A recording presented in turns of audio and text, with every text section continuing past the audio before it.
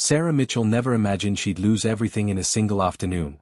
After working double shifts at Memorial Hospital for 12 years as a nurse, she'd finally saved enough to buy a modest 3-bedroom house on Maple Street. The neighborhood wasn't fancy, but it was hers. Every mortgage payment represented countless hours standing on aching feet, comforting frightened patients, and missing her daughter Maya's school events. That little yellow house with the white shutters meant stability, security, and a future she could control. The trouble started during what should have been the best week of her life. Sarah had taken Maya to visit her grandmother in Atlanta, a rare vacation she'd planned for months. They spent 5 glorious days away from the daily grind, building memories and reconnecting as a family. Sarah's phone battery had died on day 3, and she decided to embrace the digital detox. No emails, no news, just quality time with the people she loved most. When they pulled into her driveway on Sunday evening, Sarah's stomach dropped. The front door stood wide open, hanging crookedly on its hinges. Trash littered the lawn she'd meticulously maintained. Beer cans and cigarette butts covered her flower beds. Through the windows, she could see unfamiliar figures moving around inside her home. Her home. The place she'd worked herself to exhaustion to afford. Maya grabbed her mother's arm, her 15-year-old eyes wide with fear. Sarah told her to stay in the car and lock the doors. She approached her front porch on shaking legs, her mind racing through possibilities. Maybe there'd been a break-in. Maybe the police were inside investigating. Maybe this was all some terrible misunderstanding that would resolve itself in minutes. A heavily tattooed man appeared in her doorway, blocking her path. He was shirtless despite the cool evening air, his arms crossed over his chest. Behind him, Sarah could see at least 6 other people lounging on her furniture, eating food from her kitchen, living in her space like they belonged there. The man smiled, revealing missing teeth, and asked what she wanted.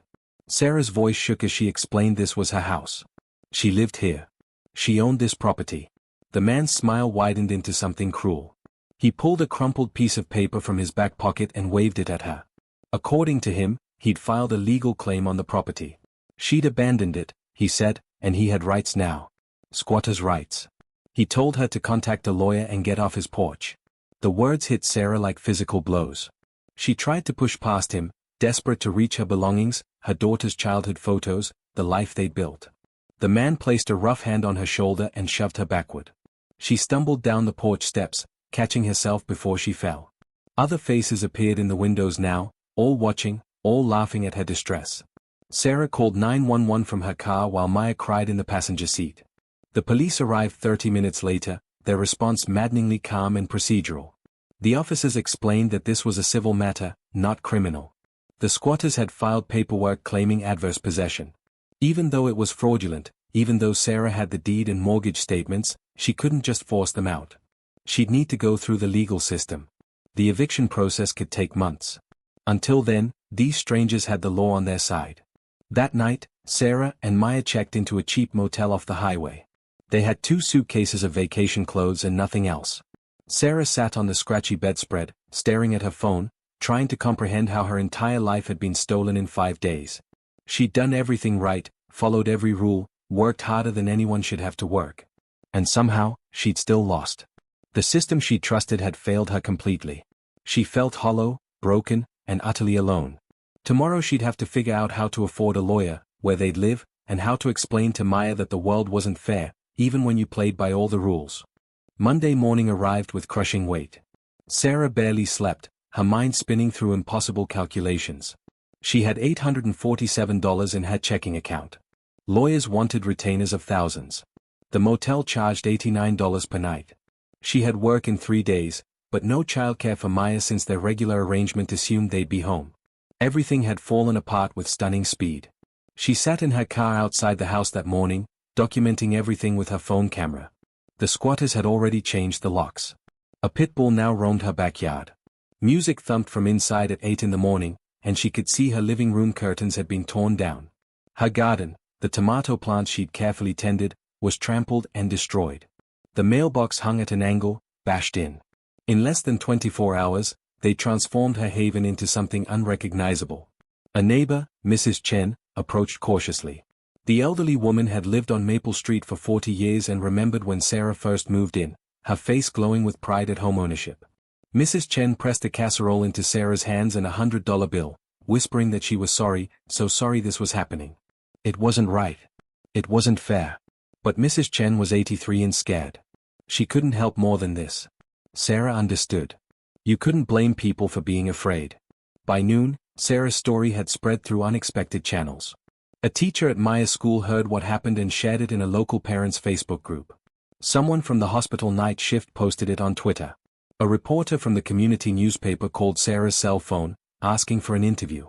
Sarah agreed, desperate for any help, any attention that might force the system to move faster. She needed leverage, public pressure, something to tip the scales back toward justice. The article appeared online that evening. The headline read, "Nurse loses home to squatters while on vacation, legal system offers no quick relief." Sarah's photo showed her standing across the street from her house, exhausted and defeated. The story detailed her 12 years of perfect mortgage payments, her dedication to her patients, her daughter's fear and confusion. It detailed the squatters' criminal records, which included drug charges, assault, and previous evictions. It questioned how the law could protect obvious criminals while leaving a hardworking single mother homeless. The article exploded across social media. By Tuesday morning, it had been shared 14,000 times. Comments flooded in, most expressing outrage and sympathy. But some were different. Several mentioned a name Sarah didn't recognize, Marcus Tank Romano. People kept saying someone should tell Tank. He needed to know about this. He'd helped before. He'd know what to do.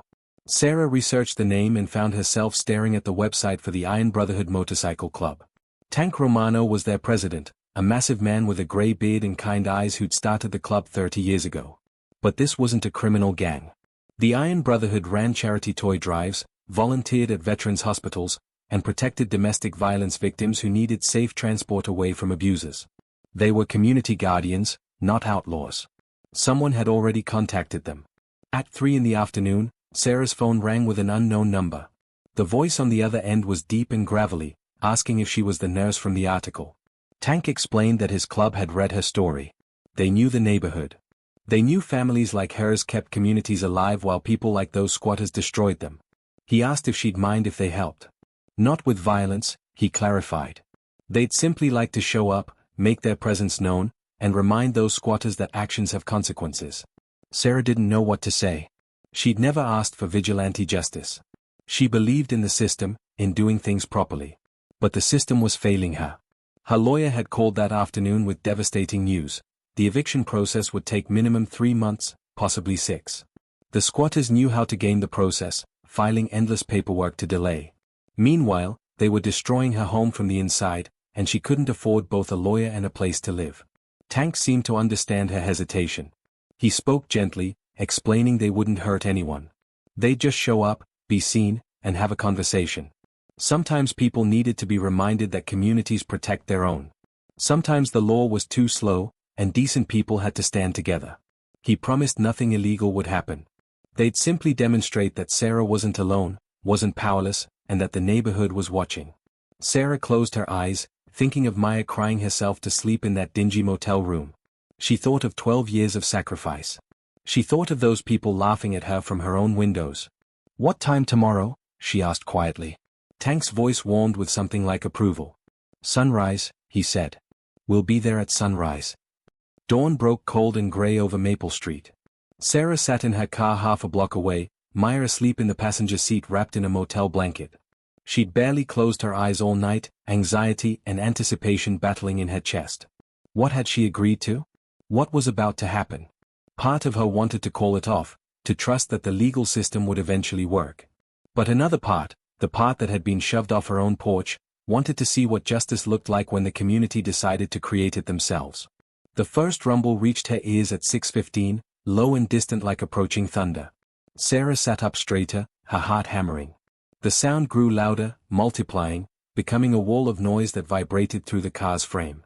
Maya stirred, rubbing her eyes in confusion. Then they appeared around the corner, and Sarah's breath caught in her throat. Motorcycles stretched down the street in formation, 3 and 4 across, headlights cutting through the morning fog. They kept coming, an endless stream of leather and chrome, their engines roaring in perfect synchronization. Sarah tried to count but lost track after 100. 200. More. They filled the entire street, parking in organized rows that transformed the quiet neighborhood into something else entirely. Something powerful. Tank Romano stood from his bike first, a mountain of a man who moved with surprising grace. He was even more imposing in person, easily 6'5" with shoulders that seemed carved from stone. But his face was gentle as he approached Sarah's car. She stepped out on shaking legs while Maya stayed inside, her eyes huge. Tank extended a hand that completely engulfed Sarah's when she shook it. "Morning, he said quietly. "Hope we're not too early." Behind him, bikers dismounted in waves. They weren't what Sarah expected. Yes, many wore leather vests covered in patches. Yes, many had visible tattoos and weathered faces that spoke of hard lives. But there were also women among them, gray-haired veterans, younger men who could have been accountants or teachers in different clothes. They were black, white, Hispanic, Asian.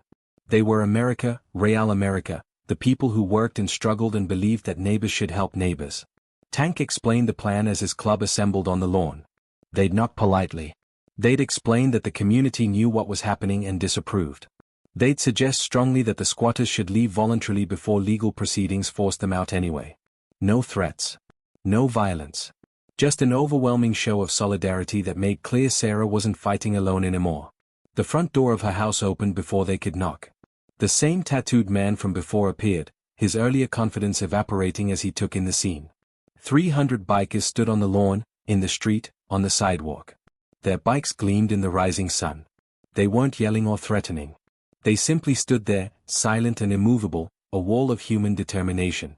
Tank stepped forward, his voice carrying across the yard.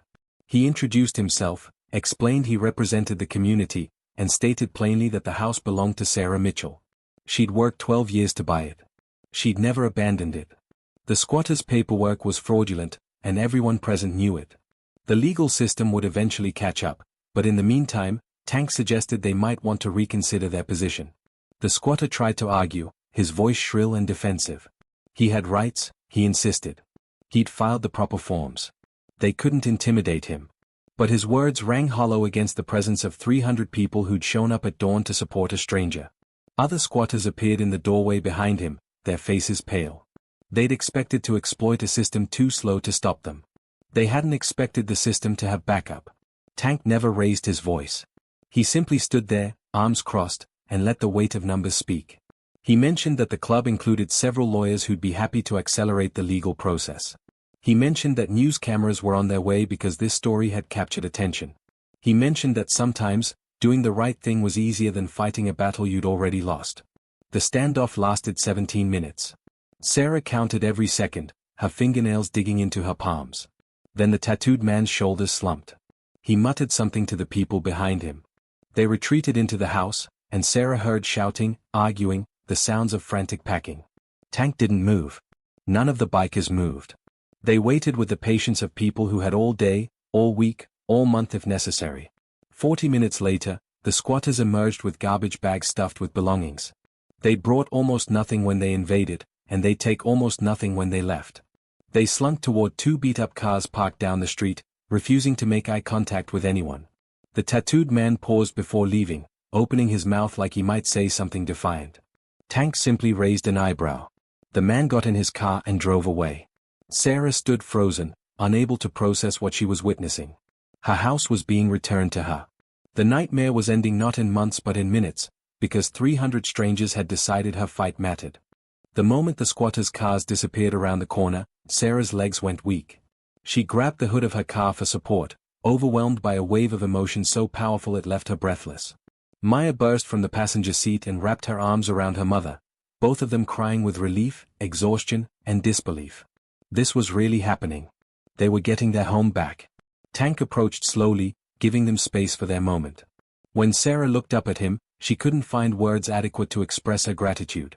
He waved off her attempts at thanks, explaining that this was what communities did. They protected their own. Besides, he said with a slight smile, his club needed good PR, and helping a nurse who dedicated her life to caring for others was about the best cause they could ask for. But the work wasn't finished.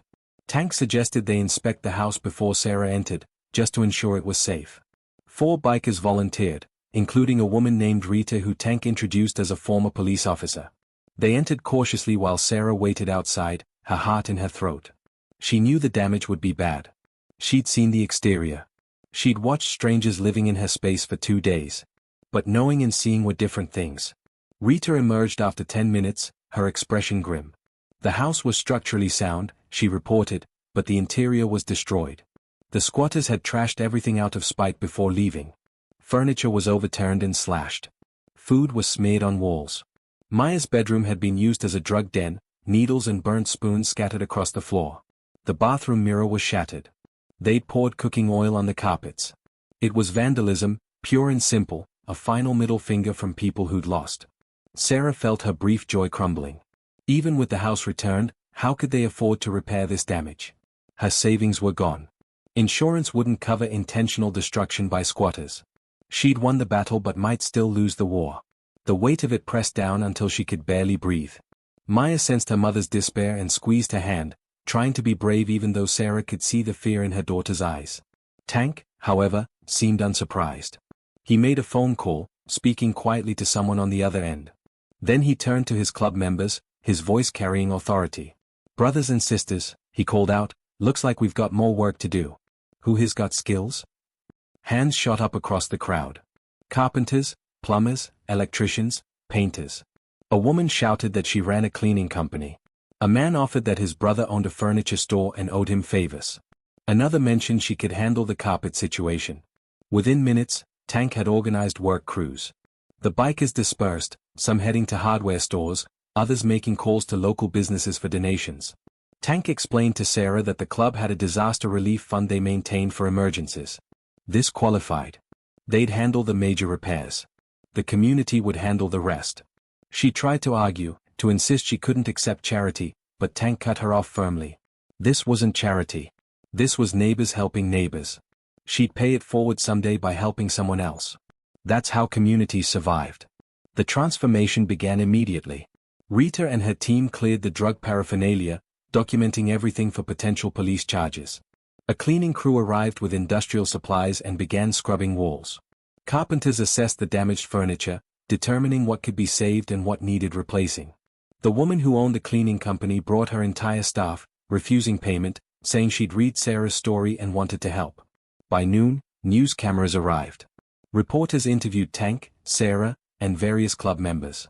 The story had evolved from tragedy to triumph, from systemic failure to community success. The footage showed hundreds of bikers working in organized chaos, carrying lumber, rolling fresh paint on walls, installing new fixtures. It showed Sarah crying happy tears as a grandmother handed her a box of Maya's clothes that she'd washed and folded. It showed Maya laughing as a biker with a handlebar mustache let her help paint her bedroom walls. Local businesses heard what was happening and showed up with donations. A mattress store delivered new beds. A restaurant brought lunch for everyone working. The hardware store owner arrived with his truck full of supplies, refusing reimbursement. People from the neighborhood emerged from their homes, some bringing cleaning supplies, others offering cold drinks and snacks. Mrs. Chen hobbled over with her famous dumplings, enough to feed 50 people. Tank coordinated everything with military precision, directing crews, solving problems, ensuring nothing was overlooked. Sarah watched him work and realized this was what true leadership looked like. Not authority imposed through fear, but respect earned through action. These bikers followed him because he'd proven himself worthy of following, because he used his strength to protect rather than exploit. As the sun began setting, the house was unrecognizable from the morning's devastation. Fresh paint covered the walls. New carpet covered the floors. Furniture, some donated and some miraculously repaired, filled the rooms. Maya's bedroom looked better than before, with new curtains one of the bikers' wives had sewn and a fresh coat of purple paint Maya had chosen herself. The kitchen gleamed, appliances cleaned and the disgusting residue scrubbed away. Sarah walked through each room in a daze, touching walls and furniture like she couldn't believe they were real. Tank found her in the living room, staring at a photo that had somehow survived the destruction. It showed Sarah and Maya on moving day, both grinning in front of their new house. "You're home," Tank said simply. Sarah turned to him, tears streaming down her face, and hugged him fiercely. "Thank you," she whispered. "Thank you for believing I mattered." The story of Sarah Mitchell and the Iron Brotherhood exploded nationally overnight. By Tuesday evening, the footage of 300 bikers descending on Maple Street at dawn had been viewed millions of times across every platform. News networks debated whether vigilante justice was acceptable even when the system failed. Think pieces appeared arguing both sides. But for most people watching, the narrative was simple: good people had helped someone the system abandoned. Sarah woke up Wednesday morning in her own bed for the first time in a week. The sounds and smells were familiar and safe. Maya was sleeping peacefully down the hall in her restored bedroom. Sunlight streamed through clean windows. For a moment, Sarah let herself simply breathe and feel grateful. Then her phone started ringing with interview requests, and reality crashed back in. The legal consequences for the squatters came swiftly once public attention focused on their actions. The police, embarrassed by the national coverage of their initial response, launched a proper investigation. They discovered the tattooed man, whose real name was Derek Hastings, had pulled this scheme 7 times before. He'd refined a system of targeting homes where owners were temporarily absent, filing fraudulent adverse possession claims, and exploiting the slow legal system. He'd made thousands of dollars either through eventual settlements from desperate homeowners or by stripping houses of valuables before eviction. Hastings and his associates were arrested Thursday morning and charged with fraud, trespassing, vandalism, and drug possession. The prosecutor, feeling public pressure, announced they'd seek maximum sentences. The judge denied bail, calling the defendants flight risks with demonstrated contempt for the law. Sarah testified at the preliminary hearing, her voice steady as she described returning home to find strangers living in her space. Derek Hastings wouldn't meet her eyes. But the story's impact extended far beyond one criminal case. State legislators, responding to constituent outrage, introduced emergency legislation to reform squatters' rights laws. The current system, they acknowledged, had been designed to prevent landlords from illegally evicting tenants. But it had been twisted into a tool for criminals to exploit homeowners. The new proposed laws would require much stronger proof of legitimate tenancy, expedited eviction processes for obvious fraud, and criminal penalties for false adverse possession claims. Tank and the Iron Brotherhood became unlikely celebrities. They were invited to speak at community organizations, veterans groups, and even a congressional hearing on community policing alternatives. Tank handled it all with humble grace, consistently redirecting attention to Sarah and families like hers. He emphasized that his club hadn't broken any laws or threatened anyone. They'd simply shown up, stood together, and reminded everyone involved that communities could mobilize when the system failed their members. Corporate sponsors approached the Iron Brotherhood with donation offers to expand their community protection work. Tank accepted selectively, making sure the money went directly to helping families in crisis. They established a legal defense fund for homeowners fighting squatters. They created a rapid response network to deploy when similar situations arose. Within months, 3 other families received help from the program Sarah's case had inspired. For Sarah personally, life transformed in ways both wonderful and overwhelming. The hospital where she worked promoted her to nursing supervisor with a significant raise, publicly praising her dedication and resilience. Strangers sent donations totaling over $40,000. Sarah put half in Maya's college fund and used the rest to establish a scholarship for nursing students from single-parent households. She appeared on morning shows, not to seek attention, but because Tank convinced her that telling her story might help others in similar situations feel less alone. Maya thrived as her world stabilized. Her grades improved. She joined the school's debate team and discovered a passion for advocacy. She wrote an essay about her experience that won a regional competition. In it, she argued that true justice required both laws and people willing to enforce moral principles when legal systems moved too slowly. Her teacher submitted it to a national contest, where it placed 3rd and earned Maya a small scholarship of her own. 3 months after that terrible Sunday, Sarah hosted a barbecue in her backyard. The Iron Brotherhood came, dozens of them, along with neighbors, co-workers, and friends. Tank manned the grill, joking that anyone who could handle a motorcycle could handle burgers. Mrs. Chen brought enough dumplings to feed an army. Maya played with children from the neighborhood, her laughter carrying across the yard. The house glowed with life and warmth. As the sun set and the party continued, Tank found Sarah sitting on her porch steps, watching the scene with quiet contentment. He settled beside her, the wood creaking under his weight. They sat in comfortable silence for a moment before Sarah spoke. "I keep thinking about what would have happened if you hadn't come," she said quietly. "If I'd just been alone against that system." Tank shook his head. "You were never going to be alone," he replied. "Maybe we were the ones who showed up, but there were thousands of people who would have helped if they'd known. That's what I hope people remember from this. Not the bikers or the drama, but the truth that most people are good. Most people want to help. They just need to know when help is needed." Sarah considered this, watching Maya chase fireflies with new friends. She thought about the strangers who'd donated money, the businesses that had contributed supplies, the neighbors who'd brought food. She thought about a system that had failed her and a community that had succeeded. "What do I do now?" she asked. "How do I possibly pay back what you've given me?" Tank smiled, the expression transforming his weathered face. "You already know," he said. "You're a nurse. You spend your life helping people. Just keep doing that. And when you see someone else who needs help, you show up. That's how this works. We take care of each other." Sarah Mitchell learned many lessons during those terrible, wonderful days. She learned that systems designed to protect people could be manipulated by those who understood their weaknesses. She learned that legal justice and moral justice didn't always align. She learned that vulnerability wasn't weakness and accepting help wasn't defeat. Most importantly, she learned that community wasn't just the people who lived on your street. It was everyone willing to stand up when they saw wrong being done. It was 300 bikers showing up at dawn. It was strangers donating money to someone they'd never meet. It was the choice, made over and over, to believe that your neighbor's struggle was your struggle too. The house on Maple Street still stands, yellow with white shutters, a testament to resilience and community strength. Sarah and Maya still live there, their lives forever changed by the week they lost everything and gained something more valuable, the certainty that they were not alone. And somewhere out there, the Iron Brotherhood rides on, ready to answer the call when good people need help and the system moves too slowly.